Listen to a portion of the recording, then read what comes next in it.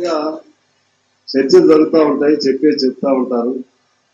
మీ ఆలోచన ప్రకారం ప్రభుత్వం మీకు ఉన్నటువంటి పరిమితులు, మీకు ఉన్నటువంటి ఇబ్బందుల దృష్ట్యా మీ పనిలో మీరు పోతా ఉంటారు. కానీ ఇవాళ ఆవేదన వెలిపుచ్చిన సభ్యుల ఆవేదన వెనుక ఆ నేపథ్యంలో ఆ వెలుగులో మీరు నిర్ణయాలు కానీ బడ్జెట్ కానీ తయారు చేస్తే ఒక వెలుగులు జిమ్మేటువంటి కొత్త తెలంగాణను చూడగలం.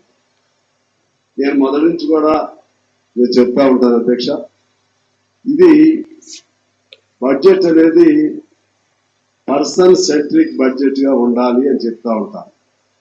Person centric means involving every person to get something from the budget, ఇప్పుడు ఏమవుతుంది, కొద్ది సెక్షన్లకేమో ఫలితాలు ఉంటున్నాయి, ఎక్కువ భాగానికి ఎటువంటిది ఉండట్లేదు.